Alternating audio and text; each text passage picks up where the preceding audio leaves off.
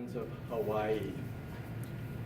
And as I was beginning, I always try to start saying, God, what do you want me to do? One of the things God told me to do was to write. And as I said, well, what's the next book you want me to write about? I was very excited when he said, I want you to write about the ancient principles of aloha. And in some of my studies, I found that there's a survey that's done each year of the different 50 states. And every year, Hawaii ranks as the happiest place of the 50 states and also the least stressful. Every year, they're number one in both those categories. And then I started saying, okay, there's must be principles that they're following that lead to less stress and more happiness. Right? So who here would like to have less stress and more happiness? Yes. All right, well, we're going to talk about 4 of those principles today. Right, the first principle is called living in the present. It was interesting as I studied the Hawaiian language. I lived in Hawaii for a couple of years and have made many trips back, visiting with different kapunas, the elders there on the islands, and having them teach me different principles. But as you study the language, there is no past tense or future tense in the ancient Hawaiian language. It's all present tense, and that is by design. Now let me start with a story from, this happened at IBM. Now there was an employee there who made a mistake. And that mistake cost the company $10 million. And so shortly after this mistake, he was called into the CEO's office. And obviously not a meeting he was excited to have. He sat down in the chair. And he didn't want to be the first to speak, so he just sat there in silence. But the CEO didn't say anything. And he said he sat there for what seemed like forever. He said it was probably only a minute or two, but it seemed like an eternity. And eventually, he couldn't take the silence anymore, and he said, I'm guessing you want my resignation. And the CEO responded and said, are you crazy? I just spent $10 million on your education. I was teaching at a youth conference and someone shouted out, they said, I'd like to work for that guy. Right? Wouldn't we all want to work with someone like that? Because it's a different attitude. He didn't view failure or a mistake as failure. He viewed it as learning. Right? And so as we start seeing that we're designed to learn by making mistakes. The great Olympian Peter Vittmar said this. He said, it's necessary to fail. That's how we learn. Now, who here has recently seen a new child learn to walk? Anybody had that experience recently? All right. All right. What was it like? Very, very exciting. Fun. Okay. So did the child just stand up one day and walk? Okay, how often did they fall down? All right, so how many times do you think they fell down? Hundreds? Okay, so at any point, maybe after they've fallen 230 times, you just say, that's it. You're done. You fell 230 times. That's it. You're done. Just crawl already. Why don't you just give up? Of course not. See, we see it in that example of walking, we see how ridiculous that would be. But how often, this is hundreds of times failing, but that's how we learn, right? But oftentimes in life, we may fail 1, 2, 3, 4 times, like, oh, I'm just not good at it. Was the person just not good at walking? Oh, they're learning. So whenever we do something new, you're usually not good at it at first. And so you'll have to make those mistakes. But we don't view them as failure. Again, when they fall down, when a child falls down, it's actually exciting to see them fall down. What's their normal reaction?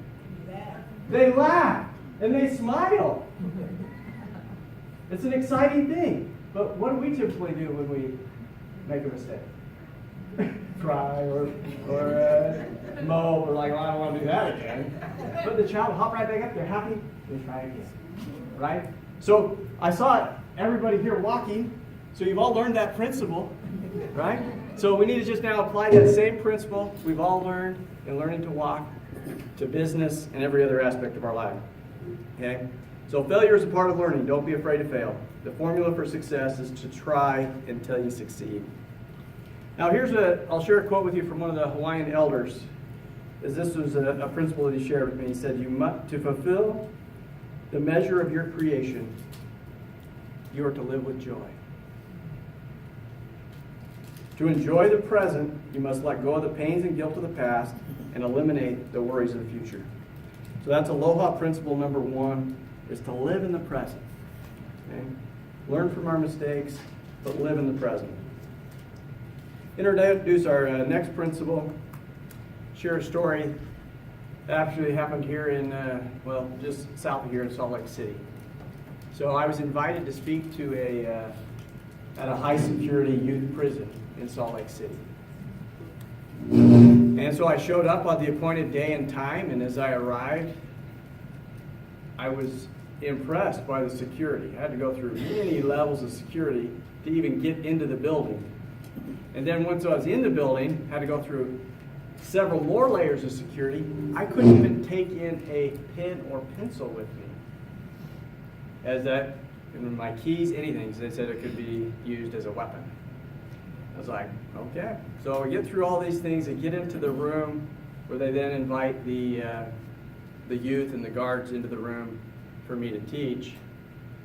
And this was a different experience. As you see, I have my notes here for my presentation today. As I always try to ponder, meditate on what principles I'm supposed to share. And as I pondered on that event, I didn't have any notes. I was only given 2 directives as I pondered on what to share. The first was, when you look into their eyes, I will give you the words to speak. And the second directive was, pray to see them as I see them.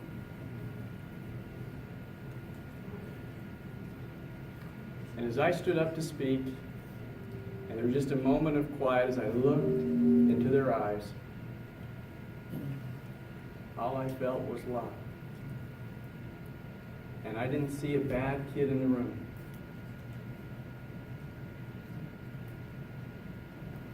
I felt impressed to share something from my own youth, something I typically do not share from the stage. But I shared that as a youth, I was sexually abused by my grandfather. And that had caused all kinds of feelings of pain and hurt. And one of those hurts was that it hurt to hug people. My heart had been hurt. In order to protect myself, you get to where you isolate yourself from other people. Don't trust others, especially people older than you. And I shared with them, and then the stories that I share in this book about the power of hugs. This one, I love to come here and be greeted with hugs. But I used to hate being hugged. When I first showed up in Hawaii, I was 19 years old. I lived there for 2 years. I had more hugs in the first 10 minutes than I had in 19 years of my life. And I was like, I don't know if I'm going to survive here with all these hugs. Every time they'd hug, my body would just stiffen. And what should have been a moment of love and warmth for me was pain and discomfort. And as I shared that with these boys, I could see all their eyes were on me, and they were paying attention to these stories. They could relate, as they had all experienced some kind of pain and hurt or abuse in their life. But I said, over time, after hundreds and hundreds of hugs while I was on the island, and now hundreds of hugs I've received from my Nikken family, I now love giving hugs. Their hugs are healing. You know, and after, it was a lot of hugs, but eventually my heart was healed. And I said, I would like to give each of you a hug.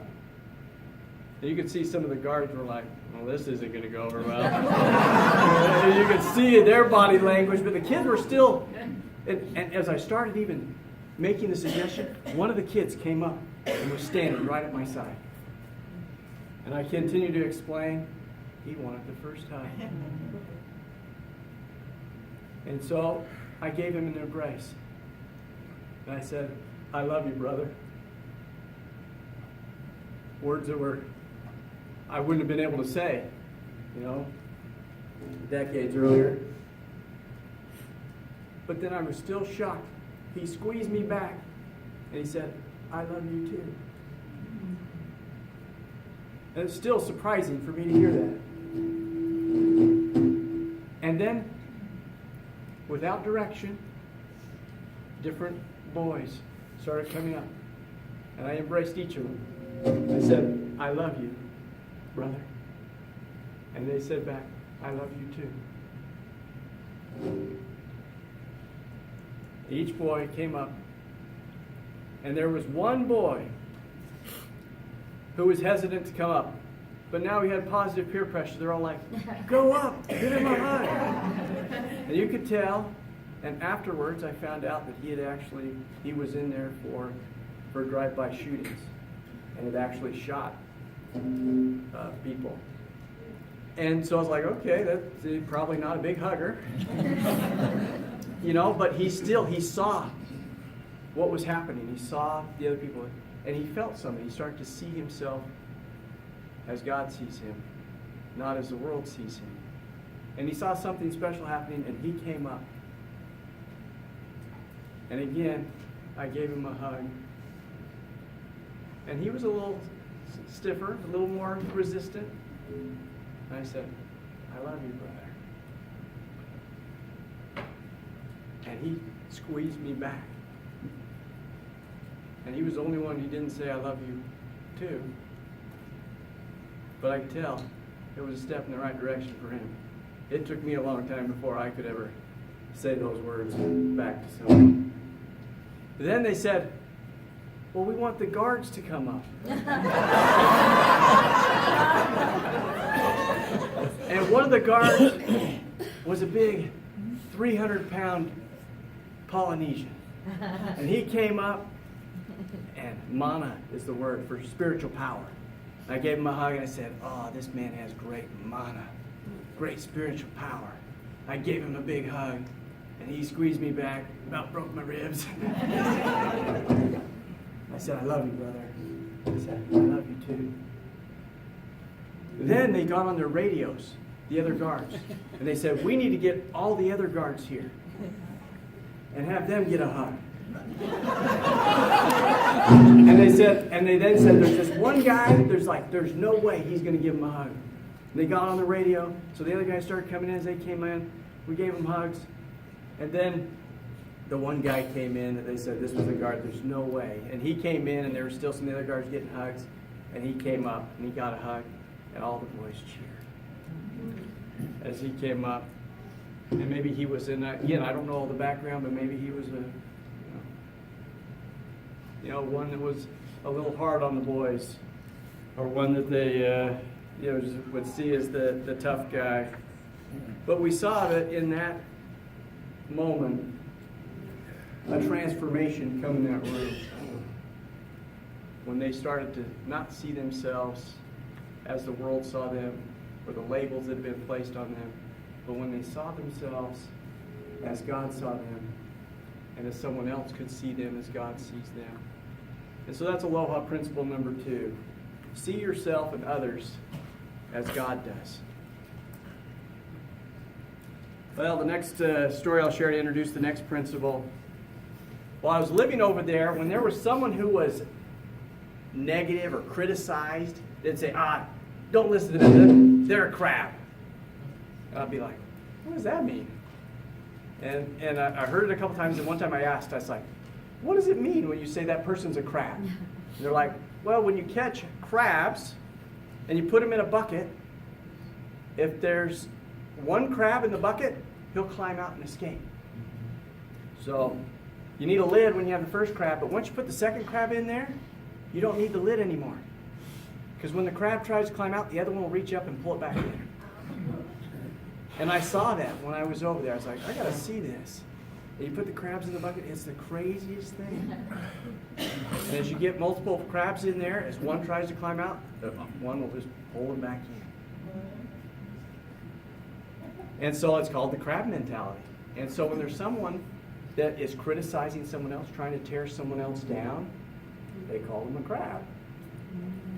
But it's prevalent in our culture, unfortunately. And it's driven by envy. You know, that we see if you strive for excellence or you do something different, you want to get out of the bucket of what everyone else is doing, everyone tries to pull you back in. And as I experienced that when I was at Brigham Young University. I was studying at the business school there, and I was a slow reader when I started out in college, so I knew I needed to improve. So I took every speed reading course I could find, every speed reading seminar. I went from reading 200 words a minute to 2,000 words a minute by my senior year. I was reading 2,000 words a minute with very high retention. It's a skill that comes in very handy at college and as an author. And in one of my classes, I got the high score on one of the tests. And we were in groups, and people asked me, they were like, well, how'd you get the high scores? Like, you're rarely even in class. How long did you study? And I said, well, I had to study a couple hours. And they're like, what? They're like, I was at class every week, and I studied dozens and dozens of hours. And I was like, well, I did the same amount of study you did.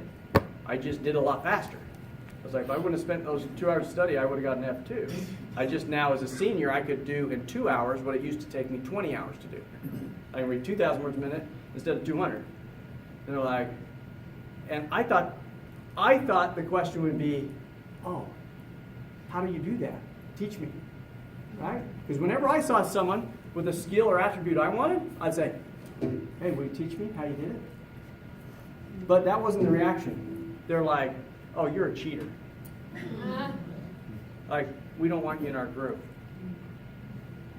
I was like, okay. So I got kicked out of the group. And a couple weeks later, I got called into the dean's office. So I showed up at the dean's office. I had no idea what it was about. And I got called into the dean's office and says, we have reports that you've been cheating. And cheating is an offense. It's a violation of our honor code here at the university, and if you've cheated, you'll be expelled from the university. And with that, I was like, okay. I was like, I haven't cheated. And so he's saying that they had reports from some of the students that I was cheating on these exams. And I was like, okay. I said, I think I know where this is coming from. I was like, is it cheating to learn how to speed read? He's like, no. I was like, well, I've learned how to read 2,000 words a minute, and that's why I can do things faster than some of the other people in the class. And so I explained that and convinced him. He asked me to read some different things, do some different things, and he said, okay. And I was free to go. So you see there, so when someone had achieved a degree of excellence, what did they want to do? Hold me down, right? They said, okay, instead of trying to raise myself up to say, well, how can I read 2,000 words a minute too? Which they all could have. It's a skill if they put in the time and effort. I said the only difference between me and them is just time and effort. They put in the same time and effort, they could accomplish the same thing. Now there was other people that would come to me and say, oh, I got a test in 2 weeks, teach me how to do it. I was like, it took me 3 years. 3 years of study and practice every day to go from that. So I said I could teach you to do it, but it took 3 years of work, hundreds of hours of work to do that. So another example, how many here have been involved with the Pinewood Derby? Okay, for those who don't know what a Pinewood Derby is, you make a little car, it has to be a right weight, and it goes down a track, and it can be very competitive. And some of those people really get into those cars. Well, so with each of my boys, we've designed a Pinewood Derby car, and I've learned that wasn't one of my skills. I was just hoping all four wheels stayed on for the whole race. I had a different goal than winning. But we had a gentleman in our church congregation that was doing the Pinewood Derby. He was an engineer. He had a brilliant engineering mind, and so did his son. And they worked on designing these cars. I mean, they were beautiful, and the aerodynamics, all that. I mean, he would go in and he'd teach you all the physics and wind. I was like, it was amazing. And he won in every race by a long ways. Now, what was interesting when I'm over there with the boys and with my son's car, several of the boys started saying Alex was the name of the boy that was winning every race. They're like, Alex is a cheater. And so I started going to, I hear it and I go over and I was like, oh, why are you saying he's a cheater? Well, he's winning every time. I was like, well, that doesn't mean he's cheating. I saw him weigh in his car. He's following all the same rules you are. They're like, yeah, he's a cheater. And I was like, no, you're a crab. And so I teach them about the crab mentality while we're there in a group. And they're like, whatever. But they start to learn that principle, as to see that what was it? What was driving that? Why are you trying to tear him down as a cheater because he's winning? It's envy.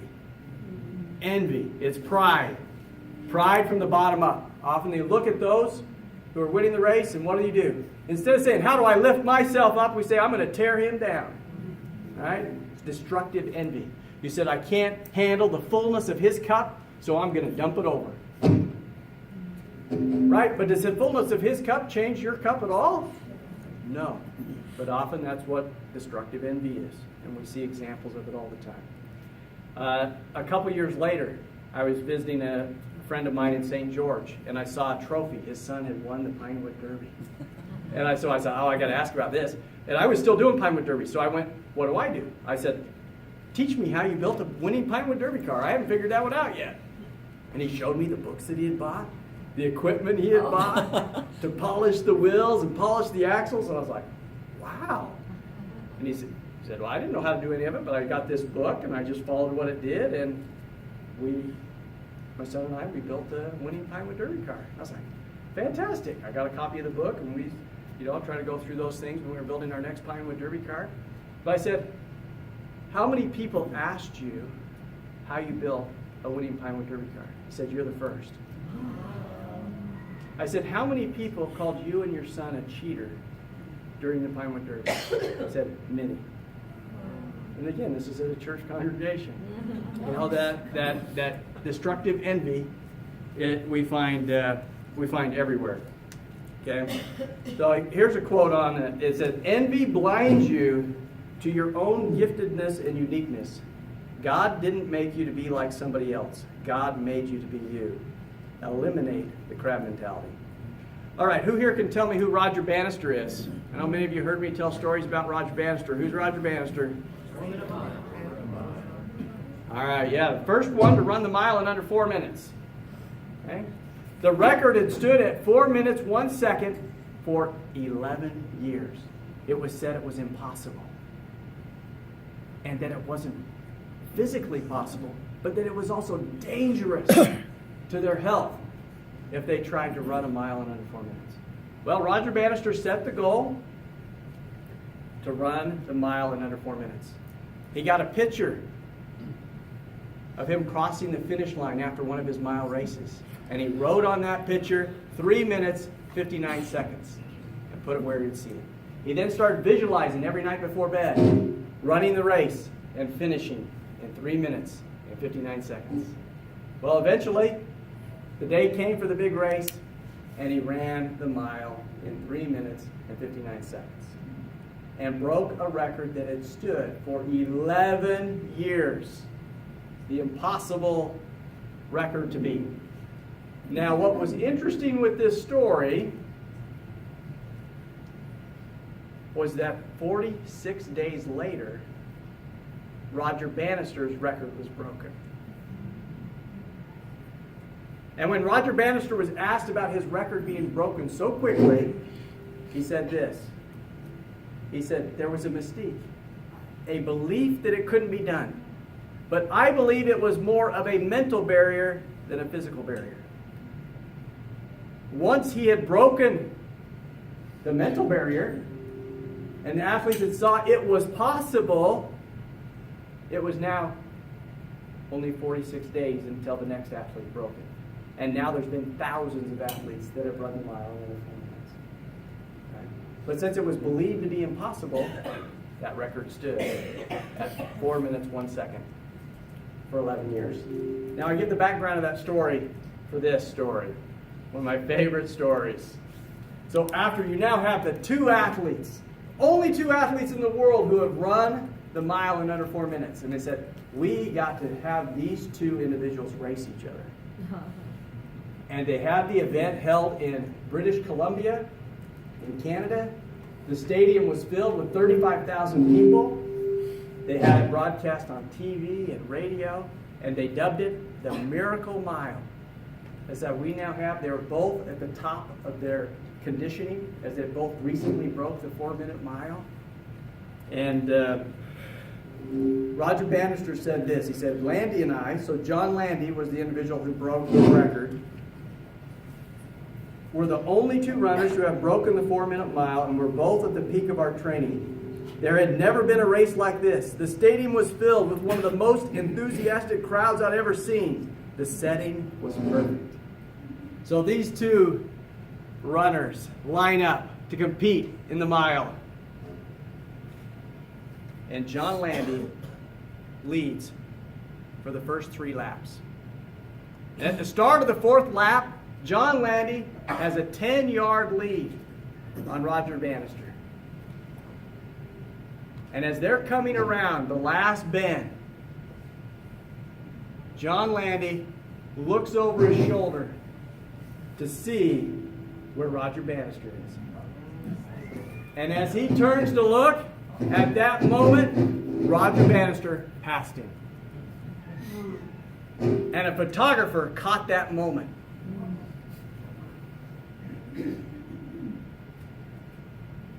And Roger Bannister won the race by 0.8 seconds. The people said if he had not looked back, he most likely would have won. And now, to add insult to injury, that picture, a sculptor saw that picture of that moment. And he said that moment was such an amazing moment in history that he made it into a larger-than-life bronze sculpture of John Landy in bronze looking back with Roger Bannister right there at his shoulder. And that statue was put outside of that stadium in Vancouver, British Columbia. And John Landy was asked about the statue. He said, "What do you think of this statue?" And he smiled and he said, "Well, when Lot's wife turned back, she was turned into salt." He said, "I'm probably the only person in the world that's been turned bronze for looking back."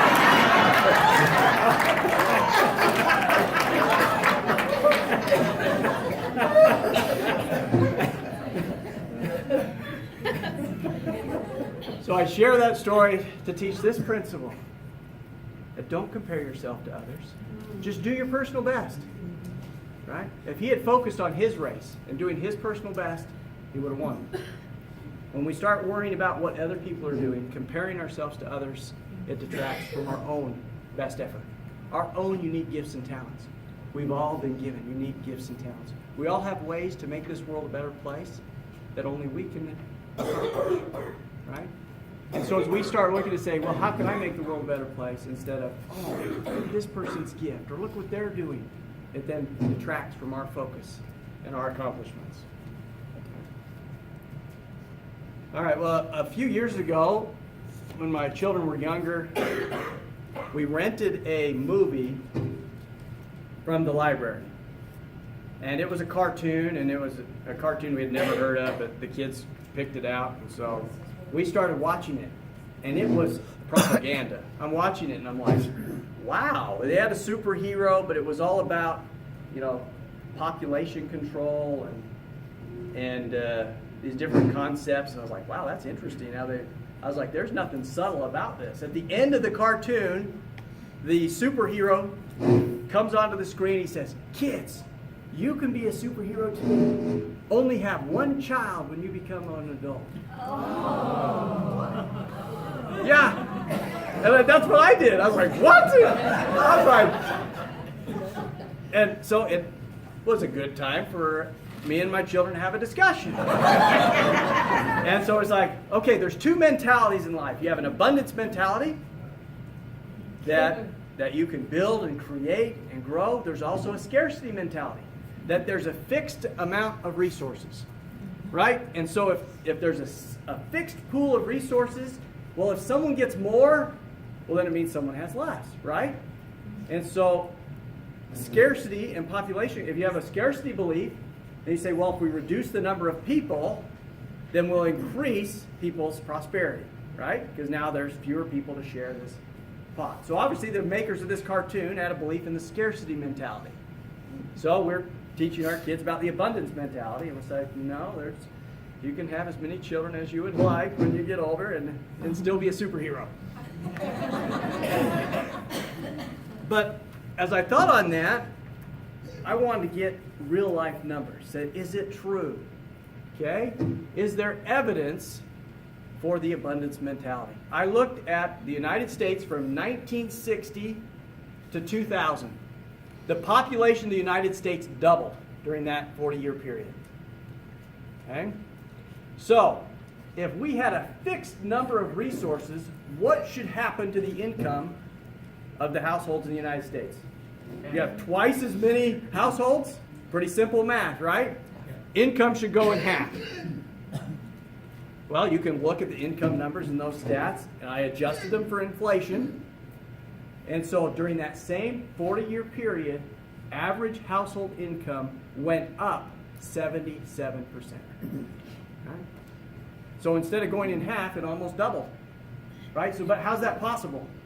If the world is scarce and there's a limited number of resources, how's that possible? Well, it's possible because wealth is created. When you have an abundance mentality, you realize that wealth isn't just something that we have to divvy up and share. It's something we create. Right? And we see that example from you plant an apple seed, well, you can now have hundreds of apples. Right? You take 2 chickens, and you can then get hundreds of chickens as you multiply that. We see that God's created a world that is designed to be abundant. Anyone here run marathons? I knew in this group we'd have a few. Okay, so you run a marathon? Okay. Well, you are so selfish. You know, that is just, that's one of the, I can't believe it, that you do that. You just don't have, do you have no consideration for other people? Then she doesn't even know what I'm talking about. Because when she runs that marathon, you're breathing a whole lot more air than everyone else. Right? As you're running, you're huffing and puffing, you're hogging all that air. What about all the other people in the world? I was in the back.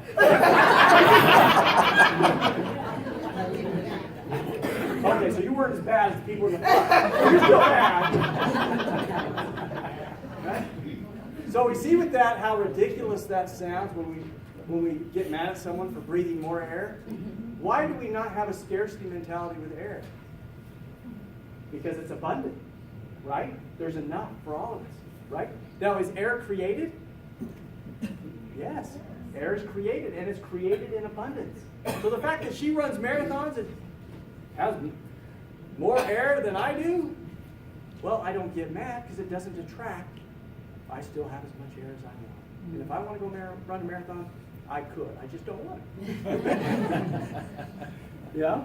And so as we start getting that abundance mentality, and as we create wealth in abundance, we can have that same mentality. That we realize that by me creating and building, I'm not detracting from others. I'm actually creating, making the world better for others by creating wealth.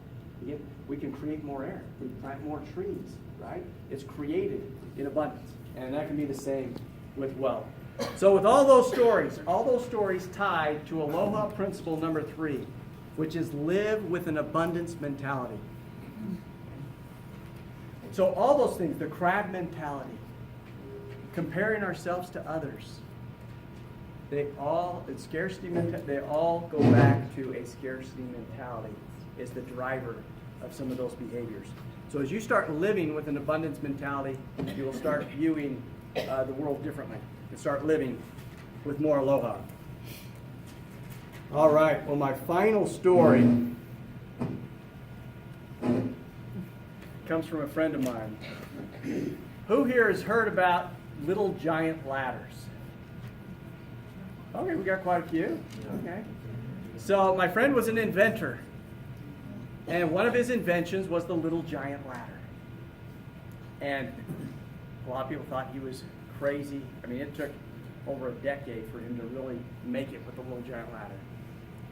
And people said, oh, you ought to go get a job because it's never going to work. And he's like, no, this is a concept that I really believe in and I think it's going to work. And he stayed at it. And early on in the business, I mean, the business was now growing and successful, but it was still early on. And so he was still doing all the hiring for the company. They now have 800 employees now. But at first, he was still the one in charge of hiring, and they had one position open. And when he opened that position, he got a stack 3 inches high of resumes for that position. And his general manager brought in the stack of resumes, and on top was a resume. As he gave it to him, he says, you can throw that top one away. And he's like, why would I throw it away?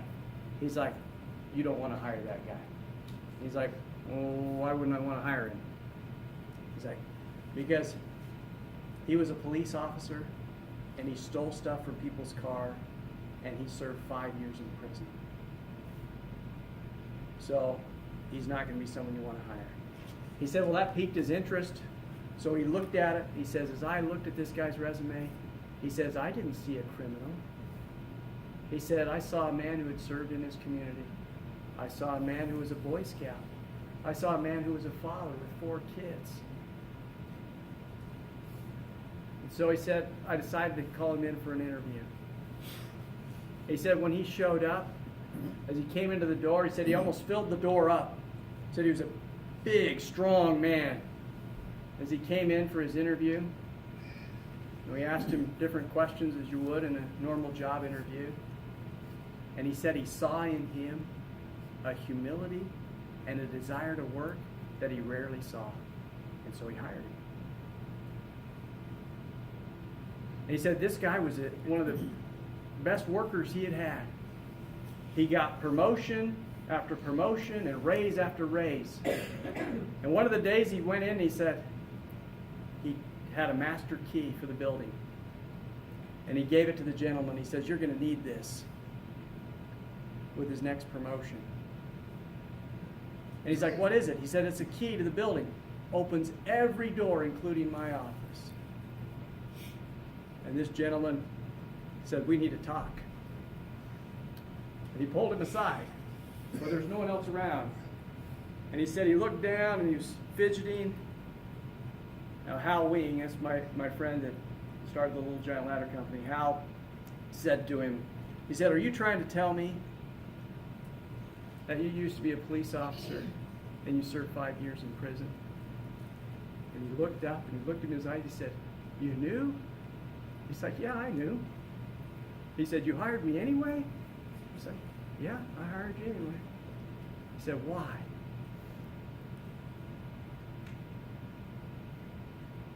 And Hal answered, he said, I can't even imagine what it would be like having to tell my wife that I was going away to prison for 5 years.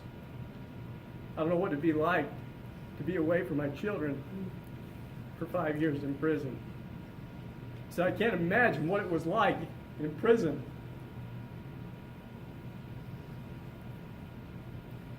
As a police officer for 5 years. And he said, I couldn't imagine what it was like trying to find a job because everyone just saw you as a criminal.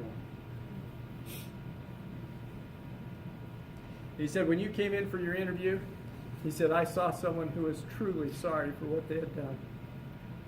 I saw someone with humility and a desire to work that is very hard to find. And so I hired you. He said that man just grabbed him and squeezed him tight. Tears running down his face and said, thank you. Thank you. That man worked for him for 30 years and helped him grow the company to over $100 million a year in sales until he retired.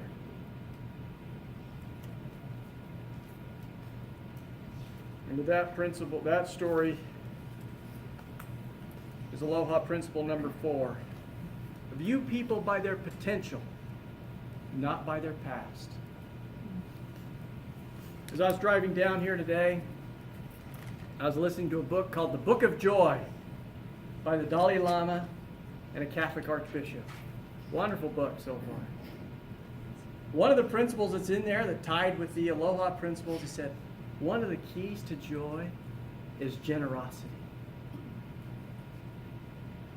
I was like, yep, Aloha means love, generosity, abundance. All the principles we talked to are tied into that word, Aloha. Generosity. As I heard that, as I was listening, the thought came to my mind. It said, you should give everyone at the Nikken conference a free copy of the Way of Aloha. So I brought enough books for all of you. So I have some people that are going to help in the back, so they'll come and give you each your copy of the Way of Aloha.